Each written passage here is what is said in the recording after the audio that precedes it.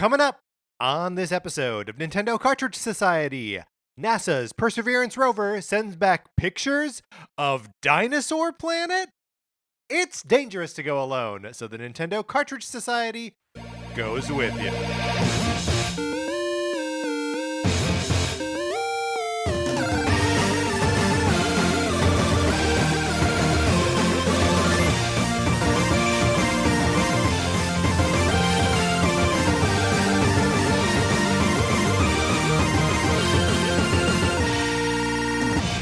Welcome to Nintendo Cartridge Society. My name is Patrick Ellers, and I am joined, as always, by my co-host, Mark Mitchell. We've got a good show for you today. We are going to be talking about the news from the week, including announcements coming out of BlizzCon, and then on Thursday, we're going to be reevaluating our first-party backlogs for real this time. But Mark, in the meantime, how you doing? I'm doing great. My husband and I have been making our way through, past seasons of Amazing Race, because they're all available online. It's been a fun, pandemic thing that we've been doing. And it's funny how, him and I get so invested in these in the people, right? Even though some of this happened 20 years ago, or maybe 15 years ago. We're just oh yeah, wow, I really hope they win. Oh, I really hope that team does really well. But then as soon as the season is over, as soon as we're done with it and we move on to the next season, almost immediately. But we were so emotionally invested 24 hours before. Oh man, I feel the same way with the Great British Baking Show, where because Sarah and I have also gone back and revisited other seasons of that, and you're watching the first episode and you're like, okay, I remember three of these people, probably the three people that make it to the end, but I was deeply invested in all of these people at one point, and then you just don't care. And then you just don't care. You immediately forget. Yeah. Look, there's too much content. We're asked to care about too many things, and so when they're not in our immediate line of sight, we just have to eject them from our hearts. Speaking of things you can easily eject from your heart, my copy of Sonic Forces. Would you like to play it? Borrow it for a little while? All you got to do is email us at Nintendo Cartridge Society at gmail.com, and then I mail it to you. It comes in the mail with a return address, already addressed envelope. Just send it back. Postage already paid. Costs you nothing. Yeah, all you got to do is provide us your mailing address, and then you'll go on the list. On the list. Also, you may accidentally get Untitled Goose Game. It's just something that happens. I'm sorry, the goose is there to ruin the program. The program, however, is still perfect. It's just there's also a goose involved. The other thing we're doing is we are giving away of Tokyo Mirage Sessions Sharp FE for the Nintendo Switch. It's an eShop code for the North American eShop. I've been playing this game for a while. I think I'm getting kind of close to the end, but I'll save it for what we've been playing. But I'm really enjoying it, and we want to share the love.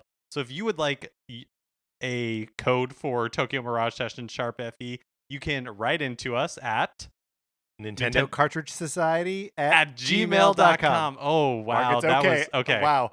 It's embarrassing. But it is embarrassing. I'm going to go right into comfort mode. It's okay. We're going to get through this together. You can write into us in the subject line. Be sure to make the subject Sharp FE. That's the # FE. And then in the body of the email, tell us who your Mirage would be. A Mirage, of course, is kind of like your avatar, somebody who gives you power. It can be a Nintendo character, it can be somebody from life. But send that to us by March 15th, and all the entries, we will randomly be choosing one, and the winner will get that code for Tokyo Mirage Sessions. And I've really been enjoying everyone's suggestions so far of who their Mirages would be. I assume that we will talk about it on the episode where we announce who gets the code. But some of these are really making me laugh. So keep sending them in. Keep making me laugh, and maybe you'll get a copy of this game. All right, Mark, you teased it already, so let's get into what we've been playing this week.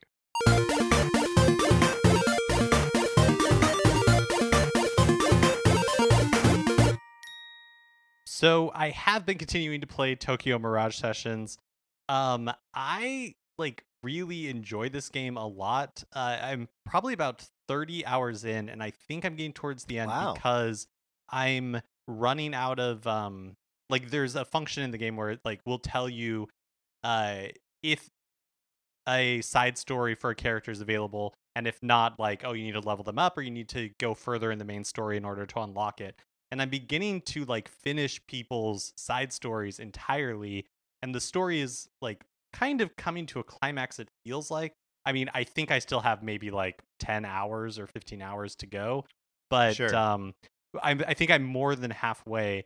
And there's just like nothing.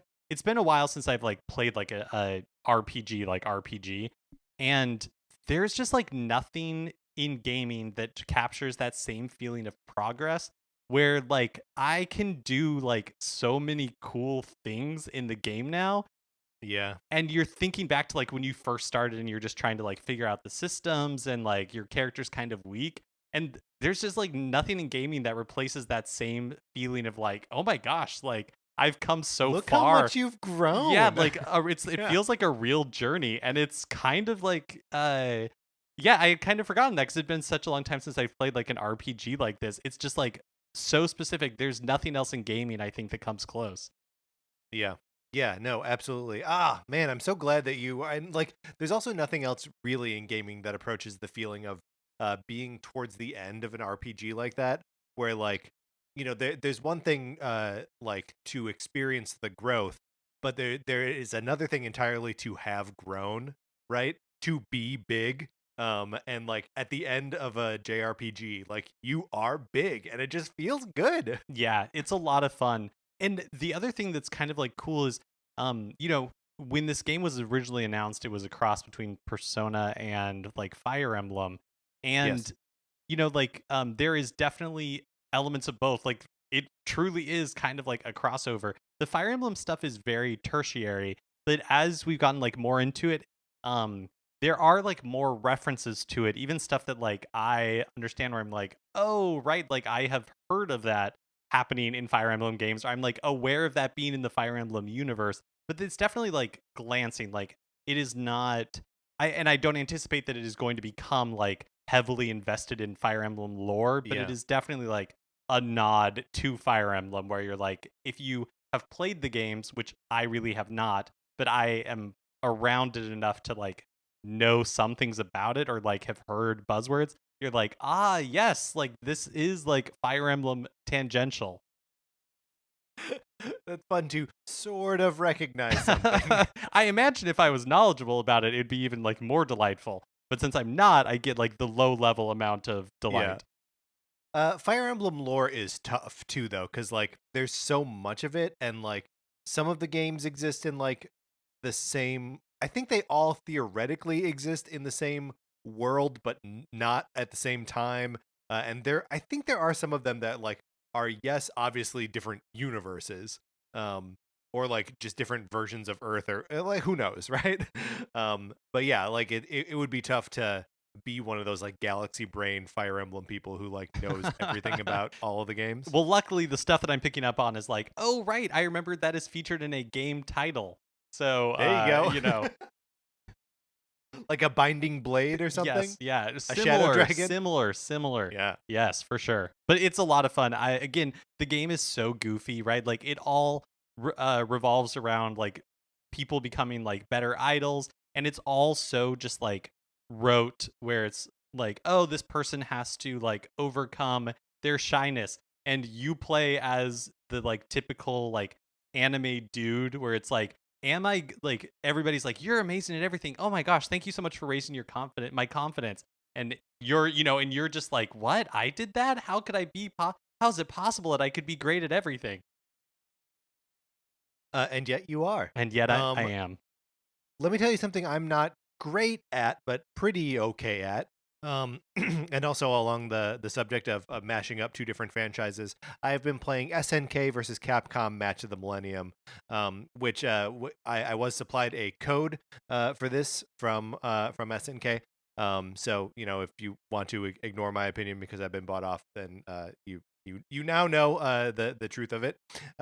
I am really enjoying this game. It is a like classic Neo Geo Pocket fighter that is full of half SNK characters and half Capcom characters. In practice, that is mostly King of Fighters characters on the SNK side, but there's also I think just one Samurai Showdown character in there. And then on the Capcom side, it is mostly Street Fighters, but there are two Darksiders in there, Felicia and Morrigan. And I mean, no surprise here. I'm a big Capcom fighter guy, so I'm really enjoying playing as those characters in like the story mode or setting up like the sort of versus like a bot. Um, and I struggle a little bit with playing as the SNK characters because again, I'm just not that familiar with their franchises. I did play once through the story mode as Terry because obviously I know Terry now very well from playing as him in Smash Brothers. But yeah, I mean it's fun and like playing this game after I played Pocket Rumble, which is like a send up of this kind of game. I am now newly appreciative of how well Pocket Rumble does Neo Geo Pocket fighting games. Oh, Like it's a very faithful, even like in terms of like presentation and like graphically. It's really neat in that way. I guess the one thing that this game has that Pocket Rumble didn't is it has like the slightly more complicated move inputs. So like you're still doing like the Hadouken motion to throw a fireball for with like Ryu or Morrigan or whoever. But it maintains the like two attack button. Like everyone has a punch and a kick, and like that's it because there's only two buttons on the Neo Geo Pocket, so you got to figure it out. But it's great. I'm having a ton of fun with it. There are like additional game modes in there. There's a thing called like the Olympics where there are different events, whether you pick the SNK side or the Capcom side. And some of the events are like, you're playing a fighting game, so it's like fighting. There's like a survival mode or, like a couple other different like options of just like they keep throwing bad guys at you to fight. But there's also like a little rhythm game in there. It's like Felicia's runway, and like you gotta you gotta like make the cat lady like move in time to the music. And you're like, okay, I don't understand this at all.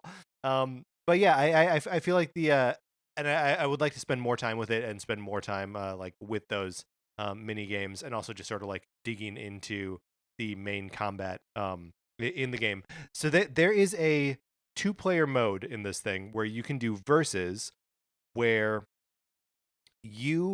both people are playing on the same Switch, and you can do it in handheld mode, where you're holding like the left Joy-Con side of it and your opponent is holding the right Joy-Con side of it, and it shows two screens, one oriented towards the left Joy-Con and the other like oriented toward the right Joy-Con. So you can do 2-player like kind of split screen with this thing. Oh, it's wild. Interesting. So it's not like it's not, they don't have the it's not vertical. Mm-mm. Like No. Oh, interesting. No, like it takes the screen, splits it in half, right? And then the left side is rotated 90 degrees. And so that like as you're holding it from the left side, like if you're holding your Switch down in front of you and you're holding just the left Joy-Con in your hand, you see half the screen is your screen, and then the other person holding the other side of the Switch, holding that from the other Joy-Con, gets like like your image of the screen, but like reverse so they can see it right side up. So wait, but so are you like sitting across from each other? I guess is what I'm like. Yeah. Oh, okay. Yeah. Yeah. That's awesome. That's so cool. It's really weird, but it's super cool. I can't convince Sarah to play it with me, so I don't know when I'm ever gonna do this. But it's a really neat like feature of this thing, and it's cool. Like I haven't played any of these Neo Geo Pocket games as they've been ported over to Switch, but it's got like a nice robust a robust set of filters and like backgrounds and stuff like that, and you can always like zoom in on the image itself. And rewind and save states, and it's all very friendly, very easy to use, and I am enjoying it for that reason. Yeah, that sounds cool. I feel like anytime like I have never played any Neo Geo Pocket game, so like Right. that just seems like an experience in and of itself. Yeah, I mean, I am having like a weird sort of fun retro games I never played experience this week, because the other game I put a little bit of time into is Psycho Dream, which is one of the Super NES Switch Online games that was added last week.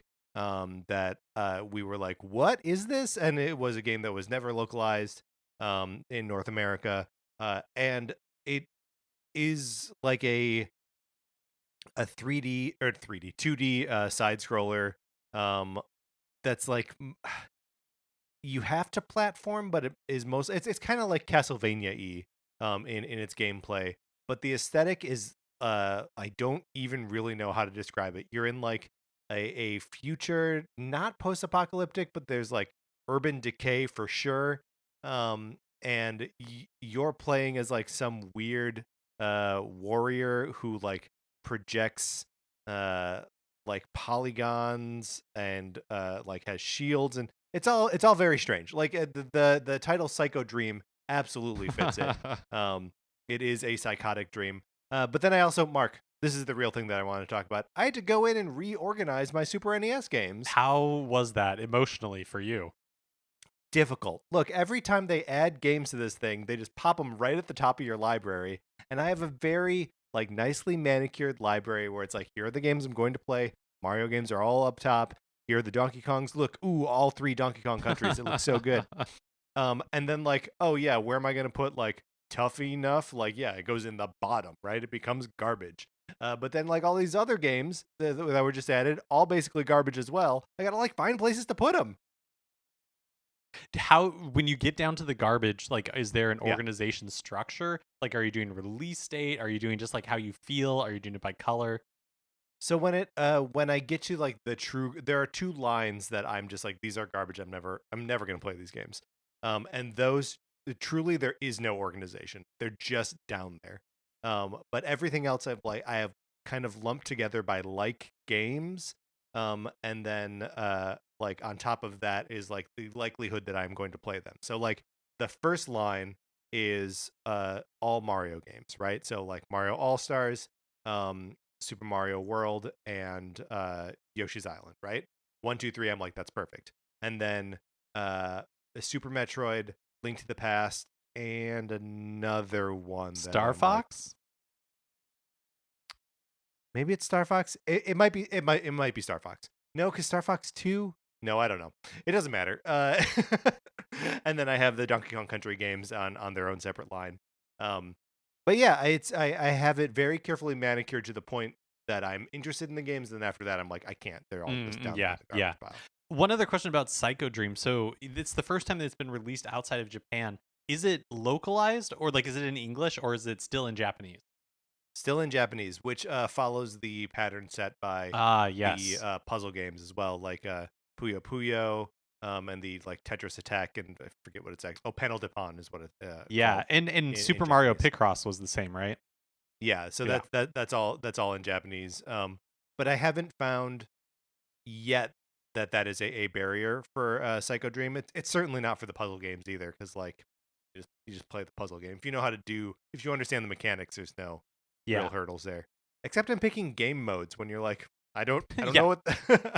That was totally a problem for me with Paddle to Pon, where I was just, or maybe it's Puyo Puyo, where I was like, I don't think I'm playing the game mode I want to play, but I don't think I'll ever find out how to get to the one I want to play. There's got to be a resource online that breaks it down, right? Yeah, probably. We'll never know. All right, that's what we've been playing this week. Let's get into the new releases and what we might be playing next week. Today, February 23rd, Persona 5 Strikers is released on Switch. Now, Mark, you are elbow deep in a sort of Persona game right now. Are you intrigued to check out Persona 5 Strikers? I don't think so, and I think it's because I feel like I should play. It kind of feels like you have to play Persona 5, maybe not have to, but it seems to pick up right after Persona 5. And that plus it's like, I know it's not strictly a Muso game, but in that sort of thing, it just feels like this is not the time for me to be picking up Persona 5 Strikers. Yeah, fair enough. And also, like, come on, guys, let's just get that Persona 5 on the Switch, and then we can just do the whole thing there. I think we all know this is as close as it's ever gonna get. Oh man. Yeah, I mean, you're right. When at some point I made a prediction about it never coming to the Switch.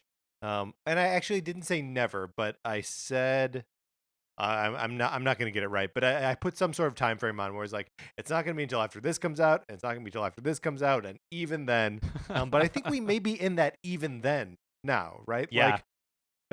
We are at least a year out, or about a year out from Persona 5 Royal coming out on PlayStation 4. Maybe this year we'll see the PlayStation 5 version of Persona 5 Royal, and then a year after that, then it'll be time for it to come to Switch.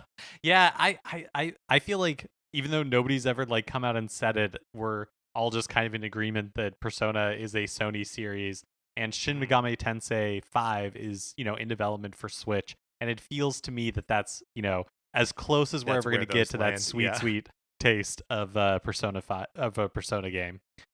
And then on Thursday, February 25th, an indie game called Littlewood comes out. I believe it's been out on other platforms, including PC, but is making its way to Switch. And this one looks kind of interesting. So it does seem a little bit like in that Stardew Valley vein, but the story is that it takes place directly after a big RPG. So, our hero has just saved the world and then now has of course lost his memories, but is now going back to life after, participating in this huge world-changing event. And it is still about resource management. It does something interesting where instead of having a day cycle where you only have a limited amount of time, it's a limited amount of energy. So as you do things, your energy decreases, and then you just have to call it quits because you can't go on any longer. Isn't that the old Harvest Moon formula?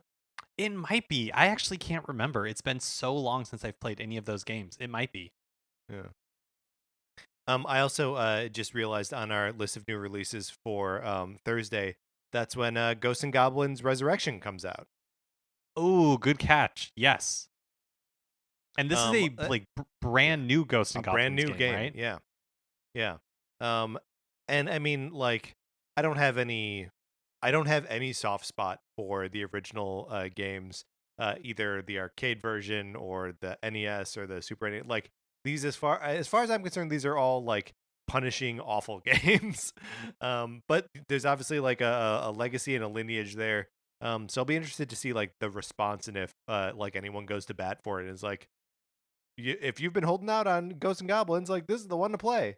Yeah, I know. It will be interesting to see, because I feel like I've never met anybody who's I like Ghosts and Goblins because I think it's fun.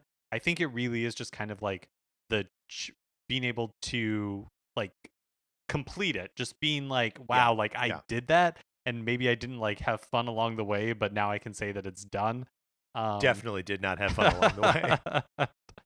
And then on Friday, February 26th, Bravely Default 2 is released for Switch, probably the big release of the week.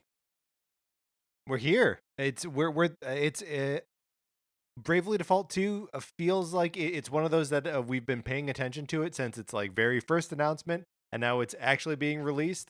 And I'm exactly where I was when we saw it announced, where I'm glad someone's going to enjoy that. I will sit this one out. Totally. It is so strange because I feel you 100%, where Bravely Default 2 being released feels like a milestone of some sort, even though I couldn't tell you what it is. It's not the last game that we know was going to be released, right? There's nothing it is important because X, or it is memorable because of X, and yet at the same time it does feel like we have shepherded this along in our own way for many moons now. Well, I do think part of that is coming into this year, basically all we knew about Nintendo's release calendar was Super Mario 3D World plus Bowser's Fury, Bravely Default 2, and Monster Hunter Rise. Those were the three big pillars, and we are now knocking over the second, and then Monster Hunter in a couple weeks, and then it doesn't matter because we've gotten more information from the Nintendo Totally Direct. There are a ton more games coming. Now we have Project Triangle Strategy to oh my hold God. up as our RPG North Star. Look, all the other Square Enix games, get out of here. Give me that Project Triangle Strategy. That's all I want. And don't change the name. They can change it to just Triangle Strategy. That's okay. We all know it's coming. Use the project. It's cleaner. All right, Mark, let's get out of the new releases. That, of course, brings us to a regular segment on our show. It is time for 433. In 1952, American composer John Cage wrote a piece called 433, wherein a performer or group of performers didn't play their instruments for 4 minutes and 33 seconds. For the purposes of this show, our instruments are talking about Nintendo. So, for the duration of one performance of 433, Mark and I will talk about something not at all Nintendo related, thus fulfilling the contract of the piece. We are still using leftover suggestions from our 433 episode. This one comes from Lizzie. She says, countertop kitchen appliances. Are you feeling the air fryer craze? Are you guys notorious blenders / juicers? Or did you get a pasta maker once and then never use it? Mark, what is your kitchen appliance? I was gonna say regime, but that's not right. So let's see. I feel like we have an electric boiler, like an electric kettle, which we use fairly often. We just got a new one. If you want to hear more about the travails of me buying an electric kettle, I think I blabbed about it on talked about it last week. Yeah. We also have just like a toaster, and then like a rice maker, but we do have an air fryer. We actually bought one. Oh, maybe like 3 or 4 years ago. And we have not used it for like 3 years, but we still have it. Interesting. The other thing, we were like, for the longest time, we were coveting a salad spinner. We were like, man, this would be, every time we'd make salad, we'd be like, this would be so much easier with a salad spinner. So like, oh my gosh, like wish we had a salad spinner. And then finally I was like, I'm going to do it. I'm going to be a hero. I'm going to buy a salad spinner. And we've used it once and we were like, man, that was a lot of work. And then it's just sat there. We've never used it again. This is insanity. First of all, I don't even think you can count a salad spinner as a kitchen appliance. Well, good, because like we don't use it. So Mark, I got to say, you and I, we can usually see eye to eye on most things, but a salad spinner is the most fun thing in the world. I love spinning some salad. It's the best. But then it's just like extra dishes that you have to do afterwards, and like ours is not dishwasher safe, so it's just like, is this worth it? But all you're doing is, wait, what are you using the salad spinner for? Spinning salad. So wait, okay, but to what end? Because we use it to like wash lettuce and then put the lettuce in there and like dry it. Yes. Are you like tossing the salad? No. In there? But like, I'm just wondering what's requiring so much washing. Well, because you've expelled the dirt, right? That's the like. Yeah. So then you have to like wash the dirt. It just seems like a pretty easy wash process is all I'm saying. Like, it's not caked in anything. Yeah, but then like the top, like, and it has like all the gears. It's just a process. Well, I think it's worth it. I like having clean lettuce. So we do not have an air fryer, but we do have a toaster oven. I'm a longtime proponent of the toaster oven. You can use it both to make toast and to make whatever other things you would make like in your oven. Or like, I feel like it and the air fryer fill similar roles. But the air fryer is probably faster. I don't know. I don't actually know what the air fryer does. It's enormous. Just hot? Yeah. Okay. It's like there, or at least ours is like very large, and you can. I mean, I guess you could in a toaster oven, but like an air fryer is supposed, like, you can cook like a whole chicken, right? Or like do like French fries, and it's supposed to kind of like with like fries or like potatoes, it's kind of like supposed to give them the crispiness or whatever of like actual frying. Our experience was not that, but I think in theory that's what it's supposed to do. And that's usually how we end up employing the toaster oven when it's being used for like an oven substitute, where like we put this in the toaster oven and it does it even better, faster, crispier, great for reheating pizza. My God. But then, on top of that, we also have a Ninja blender, which can do like the blending in individual cups, which is nice. I made myself a smoothie this afternoon. That was very good. It's very quick, and like easy to clean. Like I love that thing. There's also just like a regular like pitcher attachment for it, that so you can make something bigger. But I don't like using that. I don't like cleaning that. I guess we'll never know. But I just wanted to add that we also use a waffle iron. We got a waffle iron for Christmas Nice. from my grandmother one year. And so yeah, we will make waffles like kind of regularly, like maybe once every other month. Well, I mean, I know we're over our time, and We're over. I know we don't want to. We Let's don't do want it to make this a anyway. thing, but like we're just gonna keep going for a little bit. Right. You right. mentioned like like having to clean up the big part of the like Ninja blender, and I feel like that's the downfall of a lot of these like kitchen appliances. Yeah. You're like, I could use the air fryer, but then I'd have to like get it out, and then I'd have to like clean it afterwards. But a waffle iron usually is the one that is like worth it, where it's like, yes, let's get out the waffle iron. It might end up being a pain to clean, but it will be worth it, guaranteed. Here's the thing: if you make a good batter that's like buttery enough, then the waffles like come out clean. They just slide right off. They do kind of. All you really have to do is like wipe it down when you're done with it, and like with a wet paper towel, and like it's clean. It's great. All right, we were we were accompanied today by students from the Royal Central School of Speech and Drama, as conducted by Paul Barker. All right, Mark, let's get into the news. Famed skateboarder Tony Hawk and Nintendo seem to be teasing the announcement of Tony Hawk Pro Skater 1 and 2 remake for Switch sometime soon. The game released last year for Xbox, PlayStation, and PC, but just yesterday Tony Hawk tweeted, quote, "Just heard #Crash4. I don't really know the best way to like am I gonna do all of the like symbols and everything? I don't think I will." Here's my take on that.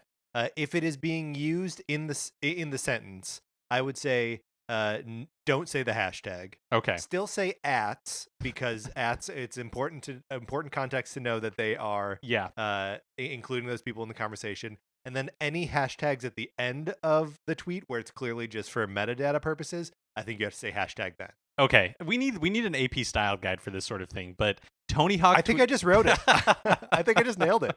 Definitive. Tony Hawk tweeted, quote, "Just heard Crash 4 is coming to new platforms, and I'm kind of jealous. Hey, at Crash Bandicoot, can you hook at Tony Hawk the game up?" And then Nintendo quote tweeted what Tony Hawk wrote with like the eyes emoji. And then Nintendo also tweeted at Crash Bandicoot saying, "Come on, Crash, make it happen for at Tony Hawk the game." So I don't even know if it's hinting at or it's just like straight up explicit at this point that any day now we're going to have this announcement. It seems pretty explicit. Mark, how do you feel about brands getting cute like this? Do you know what? I think you have to think of it as like the people who are like running the Twitter accounts, in which case I like it. The idea of like brands getting cute with each other, sure. Like not super into, but like, you know, the people who are actually running the brands, and then, you know, like them coordinating with the other people that are running like I like it, basically, is what I'm getting down to. That's cute. I'm okay with it. Let me ask you this, though. Does Tony Hawk not run his own Twitter account? Because usually, 90% of the time, he tweets about being in situations where someone is like, "Hey, you look like Tony Hawk," and he's like, "Yep." Like, those are most of his tweets, is people recognizing him but not recognizing him. I think that's the value of Tony Hawk tweeting, because I think he does write his own tweets, but also he's a professional. And so when people are like, "Hey, we're going to run this coordinated marketing thing," he's like, "Yeah, just tell me what to tweet." He's on board. Yeah. No pun intended, of course. Also, do you think that I guess a bit like Tony Hawk was like a huge thing for our generation. Now I wonder, like, Tony Hawk is the elder statesman of skateboarding, and so I guess actually he's probably well known through that. Like, right? Like people today, I just wonder if it doesn't matter. It doesn't matter what I wonder. If the game, look, man, the Gen Zers are parting their hair in the middle or something. I don't know what they don't care about Tony Hawk. Yeah, but like, here's the thing: like, we parted our hair in the middle too. If the game, I may have that reversed. I don't know what the drama is. I think you're right. Also, I saw an article where like Gen Wire was like, "Oh man, we're like the sarcastic generation." And it's just one of those things where it's like, yeah, like you're a teenager, like everybody's the sarcastic generation. Anyways, yes. if the games, Tony Hawk Pro Skater 1 and 2 remake do come to Switch, it'll fit a pattern of Activision releasing like their games delayed for Switch. So, we saw the Crash Bandicoot collection, Spyro Mhm. collection, the Crash kart racing game, Crash Bandicoot 4, like all of those released on Xbox, PlayStation, and I think actually PC as well first. Or anyways, they definitely came out on Xbox and PlayStation first. And then like months or a year later, they would come to Switch. And so like this would make sense. This would make sense. Yeah, yeah, it makes perfect sense to like get the games out and like sort of have that first pop of publicity and like really pushing the games on the sort of main platforms that you're intending to release them on, and then like a year-ish later putting them out on Switch where like games just casually sell really well. Yeah. Like that and where things don't need to be super timely, like you know we're in a couple months we're gonna get a 10-year-old Zelda game and like people are gonna buy it, so it seems fine. Yeah, that's a good point. I mean, like, I think at least for Activision, anyways, it's this. It seems to be this idea that, like, yeah, you are correct, Patrick, that they do seem to sell fine, even though they're coming late. And I think it's because one, like, the Switch does have an audience of video gamers that are just playing the Switch, and then it also has an audience of people who are willing to double dip because portability is such Yep. like a huge feature for these things. Yep. Yep, absolutely. And I also think there's some for a game like Tony Hawk 1 and 2 remake, um I think the audience for it will probably be interested in an opportunity to buy it and play it for a second time. Like, you know what I Yeah. mean? Like it's already a nostalgic, a replay experience, like yeah, give them another opportunity to do it. There were a couple of announcements coming out of last week's BlizzConline, which is Blizzard's online fan event, which Patrick refused to I follow the refuse to say nomenclature it. for earlier. Look, Yeah. when when I started to type it into our show notes, I typed BlizzCon online, and then I paused and was like, "Oh no, they call this thing BlizzConline, right?" And I don't know why we would do that, so I just said BlizzCon. It sounds wrong. BlizzConline, which is Blizzard's online fan event. Blizzard revealed the Blizzard Arcade Collection, which was immediately available for purchase on consoles and PC, including the Switch.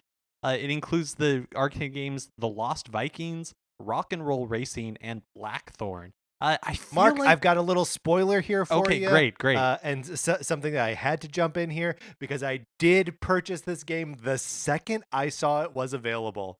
And it's because of the Lost Vikings, right? It's I feel because like- of the okay. Lost Vikings, yes, 100%. I love the Lost Vikings. Blackthorn is another one that was very interested for a very long time.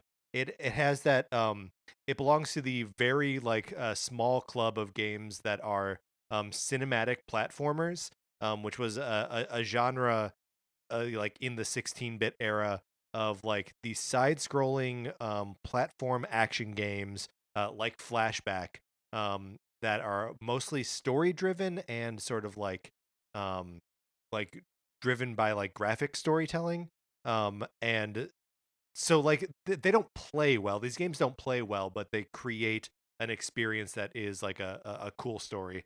So I've mostly been playing Lost Vikings. You can run down the features of these things and then I'll sort of elaborate on it. But I think this is a great collection. Absolutely worth $20. I'm so excited about this. Well, real quick before I run down like the features, where did you Yeah. play Lost Vikings before? What did you play it in the arcade? No, I played on the Super Nintendo. I actually don't know that it ever got it. was like this collection is called the like Blizzard Arcade Collection. I don't think Lost Vikings was ever an arcade game. Oh, that makes so much sense. It's like okay, it's not arcade as in like, oh, these were arcade games. It's arcade as in like here by releasing these three games together, we have created a Blizzard arcade. Yeah, that makes perfect sense. Like Rock and Roll Racing maybe was in arcades, but also Blackthorn would be a crazy fit for an arcade environment. That makes so much sense. So the Blizzard Arcade Collection contains this is what the press release says. It says that it contains 2 different original editions of each game plus a definitive edition. Now, Patrick, Yes. I'm hoping you can explain to me. It's great that you bought it because then you can explain to me and everybody else. What does it mean by it contains 2 different original editions? So, the I can only speak to Blackthorn and Lost Vikings here. because I'm actually not very familiar with Rock and Roll Racing. I will be because I'm enjoying these other two games. But it gives you the option to play the Super NES version or the Genesis version of these games, or the definitive, which takes the best parts of both. Which I guess it's not totally clear or apparent to me from what I've played so far where it's pulling from on each one. The Lost Vikings to me so far feels like it is just the Super NES Super NES experience. But I could be wrong. I'm not such a careful student of these games Totally. as to be able to pick them all out. So again, going back to the press release, so the original editions are the games as you remember them, but with new quality of life improvements, included like the ability to set custom key bindings, rewind your gameplay up to 10 seconds, save and load your game, as well as watch playthroughs of Blackthorn and the Lost Vikings, and then jump into play at any point, which is an interesting feature. Yeah, that was something that was included in the Disney collection of Lion King and Oh, Aladdin, okay. where you could just like set it to perfect play mode and then jump in at any point. Yeah, and then the definitive editions include all the same great. Again, I'm reading from the press release. So let me do the press release voice. The definitive editions include all the same great gameplay content as the original editions, plus a few additional upgrades like enhanced local multiplayer for the Lost Vikings and Rock and Roll Racing, new songs and original artist performances for Rock and Roll Racing, a new level map for Blackthorn, localization for 12 languages, and more. Yeah, it is really cool. I saw that there was video footage of 4-player split screen for Rock and Roll Racing, which is rad. If I could do 3-player split screen for Lost Vikings and have all 3 Vikings like going at once, that'd be cool. It is such and this is also a line from the press release. The Blizzard Arcade Collection museum includes art, a music player, and behind the scenes interviews and more. This is the perfect way to bundle 3 16-bit games and like really celebrate them and do them up right. I think this is a wonderful collection of pretty good games, and the Lost Vikings are like an amazing game. I'm so happy with this thing. I think it's incredible. Two things. One, real fast. Actually, that last line you read isn't from the press release. That was me shortening that information into a bite-sized nugget. And two, can you because I remember us talking about you enjoying the Lost Vikings before, but can you remind me, like, is it a platform? Is it like a Golden Axe type thing? Like, what is it? Yeah, I'm sorry. I'm just going off about Lost Vikings, how much I love it, and not what the game actually is. So it is a puzzle platformer where you control 3 Vikings, and the 3 Vikings have been kidnapped by aliens. So you start the game aboard an alien spaceship, and you are sort of responsible for controlling all 3 Vikings at once, and you have to use their unique abilities to get through the levels. So one of them holds a shield, and so he can like move left and right, and he can hold his shield in front of him, or he can hold it above his head. If it's above his head, then he sort of glides when he walks off platforms, and if it's in front of him, then he blocks incoming lasers or whatever. There's another one who has a sword and a bow and arrow. He can fight, he can kill stuff. That's basically all he can do. Obviously, he can move left and right, climb ladders, whatever. And then the last one is the fast one, who can jump and run, and he can also headbutt things when he's been running fast enough. So they all have like a very limited move set, right? You've got 1 attacker, 1 mover, and 1 defender. And so you have to switch between them on the fly to like, there's a lot of putting the shield guy in place to like block a bolt so that like the running guy can get somewhere fast and like flip a switch, and then the sword guy can fight stuff. So it's great, and so fun and so funny. Like they write little dialogue for the characters, and they're just like giving each other crap the whole time. Really well written, really beautiful pixel art. I just love the game. Yeah, that sounds fun. And again, it's out now and only $20. So that's like an appealing price point. Yeah. Also revealed at BlizzConline was Diablo II Resurrected. And this is kind of a surprise. So we had heard like rumors that something like this was coming, but in addition to being released on PC, it's also being released on all consoles, including the Switch this year, which is pretty cool. Yeah. It's a full 3D remake with what they call a reinvigorated soundtrack.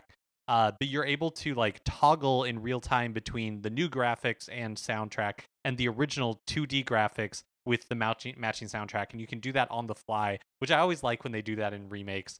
Yeah, me too. And they also promise that there's going to be like some quality of life improvements, and it's going to include the Lord of Destruction expansion for the game.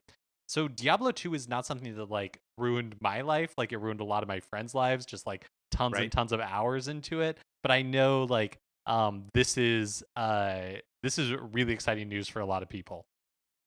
Yeah, and it's cool to see like Blizzard here with these two announcements. Paying attention to parts of their catalog that aren't Overwatch and WoW. Like, I know they tend to feed the Diablo crowd like from time to time. But it's just sort of I don't know. This feels like broader. It feels more like acknowledging that they have like a whole catalog of things that people are interested in. I also think it's cool to see like it not just coming to PC, because that feels like a very Yeah. like easy home for this like Diablo 2 remake, but to have it come on consoles, not just consoles but like on the Switch as well, is really like it's really exciting. Yeah, I think Diablo 3 was like a pretty big windfall for them on console, right? Like that it hadn't really been a place for those kinds of games before, but whether Diablo 3 just like made it a thing or what, like people were really playing that game on PlayStation, definitely on Switch. Mark, I know you got it on Switch. Um yeah, it seems like it is a logical enough home for them that they don't have to be relegated to just um the PC, like something like WoW or even just like regular old Warcraft or Starcraft. All of those make more sense on PC than they do on console. Mii's are kind of back in vogue with last week's Nintendo Direct, where they showed off both like Mii's being in like playable characters in Mario Golf Super Rush, and of course the game Miitopia being ported from the Nintendo 3DS to Switch. Nothing more in vogue than Miitopia being ported to Switch. It's what all those Gen Yers are talking about. Twitter user Hey I'm Heroic, who's the same person who discovered that the non-playable characters in Breath of the Wild were based on an advanced version of Mii's. They're back with more Mii-related news. They uncovered support for something referred to as, quote, special Mii's in the Switch SDK. Okay. So special Mii's have seemingly never been used for anything, but they have never been removed from the code either. They're still in the Switch code. But here's what Hey I'm Heroic discovered about them. So first of all, special Mii's can't be edited or used for your own icon. If you if you create one, which I think that the way that they were creating them was they were like importing pre-existing Mii's and designating them this like special Mii. But if you create one, they don't appear in the Mii list for Mario Kart 8 Deluxe, New Super Mario Bros. U Deluxe, and Super Mario Maker 2. But they do show up as selectable in Super Smash Bros. Ultimate, even though you can't actually select them. They show up in like the selectable Mii's. Okay. If you try setting an amiibo's new owner, this special Mii won't appear in that list either. And if a special Mii somehow did appear in a Switch game other than Smash Brothers, then there is optional code to revert the special Mii to look like a default starter Mii. But that's never been used, obviously, because these have never been used. Right. And then also, since you can't create a special Mii, you can only import them. If you import one that's short enough, you can see that special Mii's are wearing pants, and the pants are a gold color, which seemingly denotes their specialness. This is so weird. And then if you try to delete a Mii that has been designated a special Mii, you get a completely unique pop-up saying like, hey, do you really want to do this? Okay, so what does this mean? What does this mean for us then? Like, it's a special Mii's, as far as we know, like don't exist in any actionable way right now. So basically, it means nothing to us. It is a feature that Nintendo spent some time developing and decided to not like fully implement at some point, and so they've just never pursued it. any further. Yeah. Whether I mean, it would make sense that because like they've not really featured the Miis in like anything so far, right? Obviously they are available in Mario Kart and the various examples that you listed here. But like, yeah, it's certainly not front and center like they were on the 3 previous platforms that they were on. So I wonder if like it's maybe something that they're still planning to roll out eventually. Yeah, I don't know. I really wonder if, earlier in the Switch life cycle or like in development, they were looking at like how do we bring these over, like how are they implemented? And, maybe this was something that they were pursuing, but then ended up just not putting, just deciding not to go through with. Like we talked about last week, I think it's a little weird that I feel like Miitopia especially is an awkward fit on Switch a little Yeah, bit just because agree. Mii's were featured so prominently on the Nintendo 3DS and it was easy to have a bunch of them. So having them show up in your Miitopia game was fairly easy because you probably like already had your friends' Mii's on there. So having to create all of those characters from scratch like seems a little bit tedious to me. But yeah, maybe they'll surprise us and maybe there will be a renaissance for Mii characters in the near future. 2 things. One, I think it's funny that the only way to designate what like a different Wii is, like a different a different category of Mii, is to change the color of their pants. Yeah. Because you remember that in like the original, in like Wii, if you favorited a Mii, it changed its pants from black to like red, right? Or like kind of like a brown, like a maroon color. So A, that, and B, I feel like the sort of like avatar of yourself in the Nintendo system has been replaced on the Switch with your villager in Animal Crossing, right? That's Like, interesting. I think that's how people probably view themselves on these machines, not their Miis, but as their villager, right? If only there a way to import like that look or convert it into a Mii. That would be great. That'd be great because then you could have like your friends' Mii's Yes, like already. yes. Yeah. Although actually, I say that, but I wonder if like so when I set up my Switch, I'm pretty sure I created a Mii. Yeah, me too. Yeah. And so maybe they will pull all of your Mii's from your friends list that everybody created when they were setting up their Switch. Well, that's And interesting. those Yeah. are what'll pre-populate Miitopia.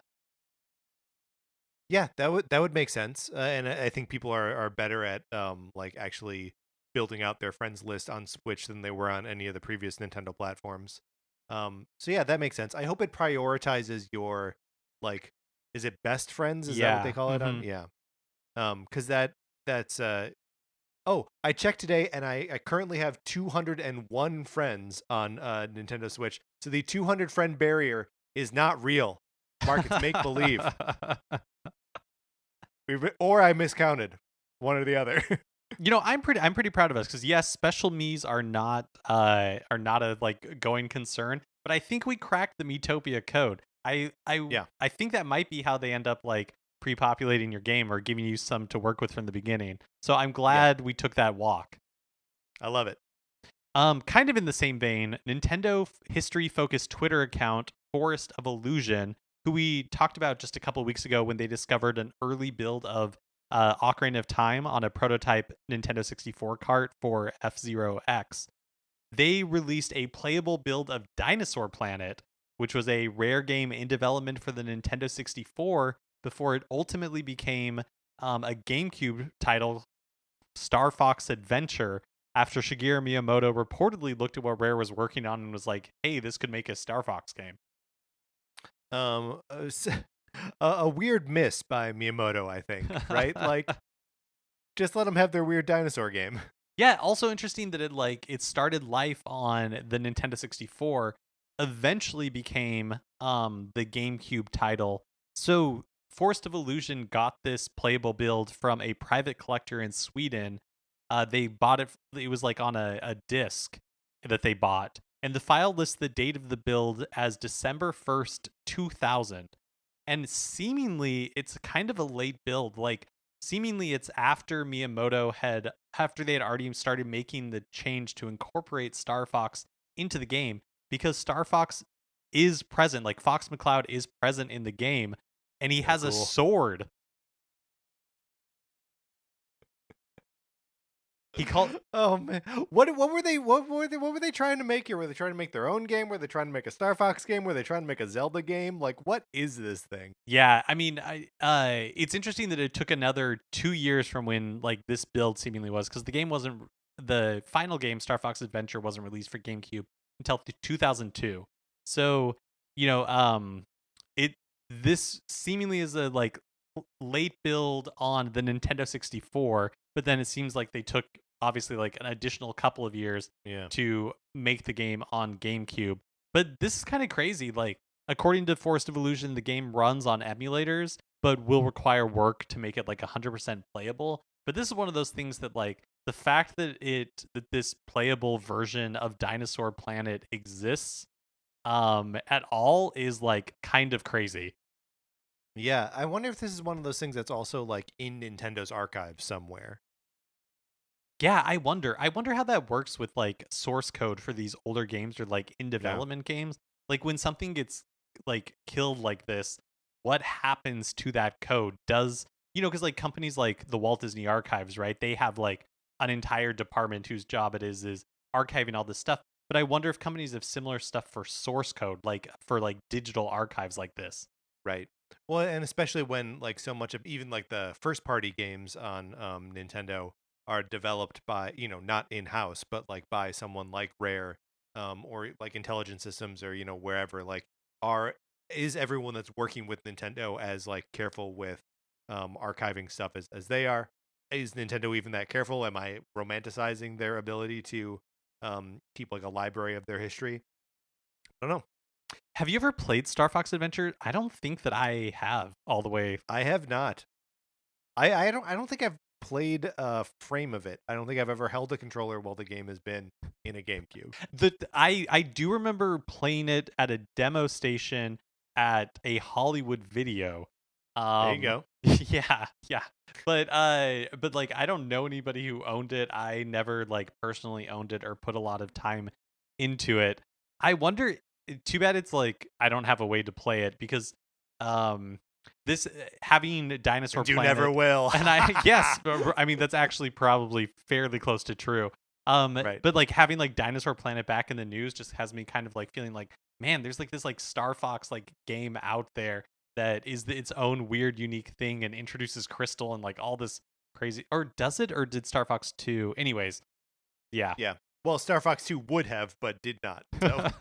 But yeah, it's got me kind of like feeling like, oh, do I need to watch like a playthrough of Star Fox Adventures? Probably not, but it got me thinking it. Well, I mean, look, Mark, I just want to tell you, like, be careful with that sort of like line of thinking. Last week I watched Aliens with some friends, and then was like, you know what? It's been a long time. I should watch Alien 3 again. Like, just see like how I feel about that movie in 2021. And I used to be like kind of an apologist for that movie, being like, no, it's not what we expected after Aliens, but like it's still pretty good. It's still got whatever. It is awful. It is dark. It is mean. It is the aspect ratio like changes and fluctuates throughout. It is technically a mess, and the story is gross. So you're saying don't go chasing that like Star Fox Adventures. That's what I'm saying. Yeah, got it. During last week's Nintendo Direct, Nintendo showed off new Mario-themed items coming to Animal Crossing New Horizons on March 1st. And one of the items they talked about is a warp pipe, which Patrick and I were really excited for, that you can set up around the island and like use the pipe to go from one area to the other. One of the things when we talked about it last week is we weren't sure if you were limited to just like the pair. So you had the one pipe that would take you to the one other location. And the answer is no. Apparently you can have multiple pipes, but if you do, the destination is random. So it's not like Mario Maker where like you set one pipe and it necessarily leads to a specific other pipe. It's that all the pipes are random and you jump in one and you go wherevs. Exactly. Yes.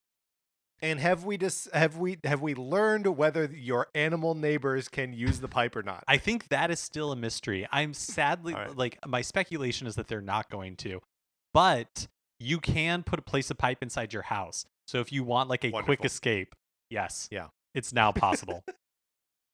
What if you just put pipes inside your house so you can get one room to you the can get other? from the kitchen to the attic? Yeah. Speaking of Animal Crossing, the previously Japan exclusive Animal Crossing New Horizons manga will be released in English on September 14th, courtesy of Viz Media. It focuses on apparently what the villagers residing on a deserted island are up to, which, yep, that makes sense. That makes sense Sounds that it would, cute. yep. That sounds cute. That sounds fun. I gotta say, there are so many villagers in Animal Crossing that I find repulsive or that I don't want to spend any time Yeah, with. completely I unlovable. I love the 10 that live on my island. I love 9 of the 10 that live on my island. Coach, look, I don't need an ox who's like an athlete on my island. No thanks, coach. Get out of here. But everyone else, Fauna, gotta stay. Cookie, gotta stay. Sherb, love him. He's a goat. He's blue. Um, but yeah, like, do I want to see what's happening with like a bunch of other villagers that I don't know, I don't have a personal relationship with? I don't know. I mean, although I do like the idea, like if each chapter of the manga is telling the story of the same day from like a perspective of a different villager. Ooh. Yeah, Animal Crossing Rashomon. Love it. Some other tidbits of news following up on announcements that were made in last week's Nintendo Direct. The eShop listing for Skyward Sword HD mentions amiibo support, which wasn't talked about in the presentation, but no word, obviously, on what the support will be or what amiibo will be compatible. I wonder if they're going to try to sell it with a new amiibo. That was one of the things, and in fact, I'm looking at it right now. The Twilight Princess HD came with the Wolf Link and Midna amiibo, which then tied specifically into both Twilight Princess HD and Breath of the Wild. Yeah, that's right. That's right. Yeah, that'll be interesting. Because you use it in those like extra dungeon, the extra dungeon that you have to play all as the wolf. And the deeper you get, however many hearts you have when you finish it is how many you save that to the amiibo, and then when you use the amiibo to summon the wolf in Breath of the Wild, that's how many hearts it has. Oh, I forgot you could summon the wolf in Breath of the Wild. Yeah, it's awesome. Mark, I had been thinking about the release date of Skyward Sword and what I think that tells us about the release date of Breath of the Wild 2. Would you like to hear my theory? Yes, please. So, Twilight Princess HD was announced in November of 2015 and released 4 months later in March of 2016. Okay, so that's the timeline there. And then Breath of the Wild was released 1 year later, March 2017, right? Now we're skipping ahead to present day. Skyward Sword announced February 2021 and is releasing 5 months later in July. So that means that's a pretty similar release window, a pretty similar lead time, with the very obvious knowledge that there is a big new Zelda game coming out. I believe that we will get the Breath of the Wild sequel 1 full year after the Skyward Sword remake. So it'll be summer 2022, and I think either July or August. Ooh, interesting. Yeah, that's interesting. I totally agree with you that I think it's like a 2022 title, especially because they said, "Oh, you're going to hear like more news this year." But and I don't think we hear any of that news until after the Skyward Sword remake is out. Yeah, that makes total sense. I'm so like a friend of the show, June, texted me somebody's tweet from Twitter that was just like a screenshot of Amazon's like best-selling games, and like Skyward Sword is number 5 right now. Like this like the game seemingly is going to be huge, and I'm so interested in hearing what like quality of life improvements they made to it. But I really wonder like what it's going to be like for people who got into Zelda because of Breath of the Wild now going to Skyward Sword. And they're very clearly aware, like Nintendo's very aware, that they're very different experiences.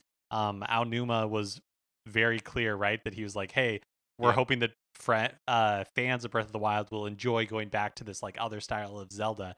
But it's interesting that Skyward Sword is the one that they're getting sent back to, just because it's the one that probably has the most complicated legacy at the moment. Although the rumor is, and is one of the more like hyperlinear ones too. Right, yeah.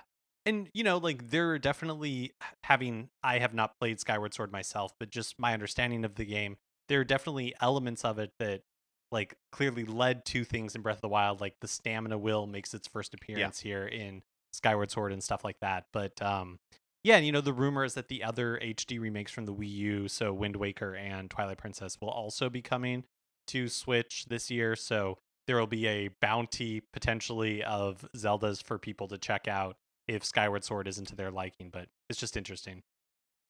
What do you make of the like sort of criticism that like Nintendo Zelda's 35th anniversary, the 35th anniversary of its release in Japan was this last weekend, and there was really nothing. And during the Nintendo Direct, while they announced this HD remake of Skyward Sword and teased more information about Breath of the Wild 2, they didn't acknowledge that we were in an anniversary year. What do you make of that? So it's not they have the Mario 35th anniversary going on right now, and it goes through the end of March. So it doesn't surprise me that they are not also going to like celebrating Zelda's 35th anniversary in the same way. Like, wasn't it Fire Emblem's 30th anniversary? And like they kind of made like a passing mention of it, I think, when they brought over that NES game for the first time. And it's also Metroid's 35th anniversary this year, but I and Pokemon's 25th. Like, there's a lot. But with Mario just getting that 35th anniversary treatment and having it be like this big month-long celebration, I don't anticipate that they're going to quickly follow that up with like doing the same thing for Zelda. I also got to say the like obligation to celebrate a 35th anniversary feels weird to me.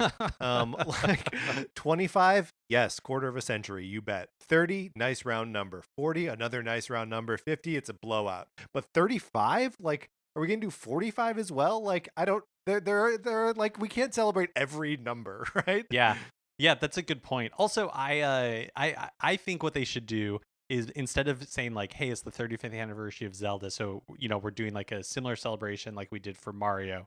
I think what they should do is like a Year of Luigi type thing, but I think they should be like, hey, we're celebrating Zelda with like the Year of Tingle, and Tingle's showing up in like Skyward Sword HD if he's not there already. He's going to be featured prominently in Breath of the Wild 2. That's the thing we didn't want to tell you until we revealed that it was the Year of Tingle. I think that's the way to do it, to me, for me personally. And then also finally get ports of freshly pickled Tingle's Rosy Rupee Land and Tingle's Balloon Trip of Love. I think the finally time get has both come. of those games. Yeah, seriously.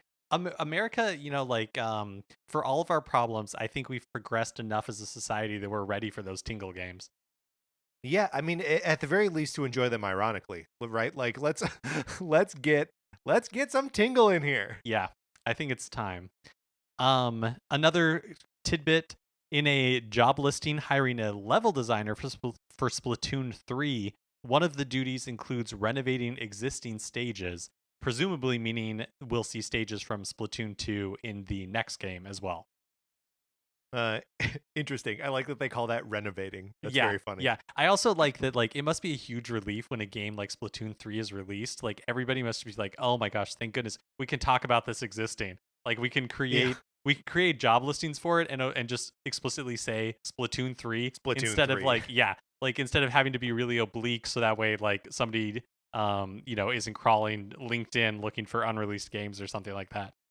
Yep.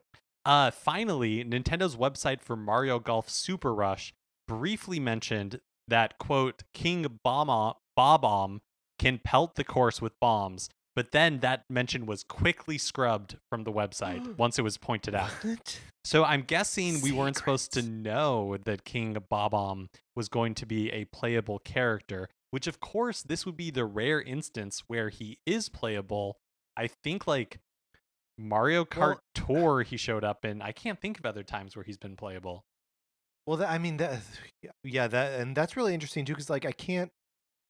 Where else is King Babam? Like other than Super Mario 64 at the top of that, does he show up other places? I was looking it up, and he shows up like a ton in like Mario Party games as like bosses and stuff like that. So he's made appearances. Like he was in Mario Kart DS, and I'm sure other places. But yeah, just like things like that where he shows up as like just something that's quickly featured. But it does have me wondering, like, can we get Wart in this game, please? Oh man. If we can get Wart in the Mario Golf game, oh my gosh. I mean, I know I'm already like asking for a lot with the Year of Tingle, but I feel like Wart, like, just keep asking for stuff. Just keep doing it. Wart's time has come. He's put in a lot of work. We all love Wart. Get him in a Mario game. Get him in Mario Golf, right? Where like you're acknowledging him, but you don't have to go as far as like he's not really just like Waluigi. Yes. The same thing. Yes, exactly. Let Wart shine, please. All right, Mark, let's get out of the news. Okay, that's going to do it for this episode of Nintendo Cartridge Society. Remember, please rate, review, and subscribe on Apple Podcasts. If you like the episode, you can share it on Facebook or Twitter or wherever you share stuff. That helps us out tremendously when you do that. Also, keep adding us as friends on Switch. Evidently, there is no 200 friend cap, so keep them coming. Our friend codes are in the description of every episode. You can also follow us on Twitter. I'm at Patrick_Ellers. Mark is at MKE Mitchell. And the show is at NinCart Society. We also have a Facebook page, which is just Nintendo Cartridge Society. Olivia Duncan made our logo. Our theme music is provided by 8-Bit Betty. You can get more of his music by going to 8bitbetty.com or by listening right now. For my co-host, Mark Mitchell, this is Patrick Eller saying, okay, here's a palate cleanser. Email us at Nintendo Cartridge Society at gmail.com. Nailed it. Thanks for listening.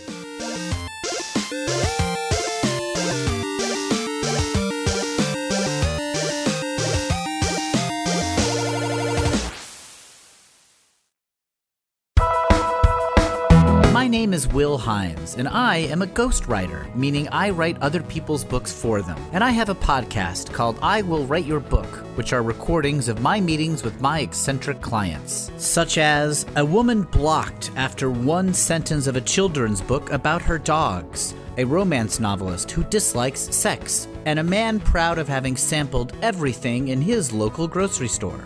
This podcast has been described as fully improvised, played by some of the best comedians on the planet Earth. Hey, that's pretty good. That's I Will Write Your Book on Campfire Media. Campfire.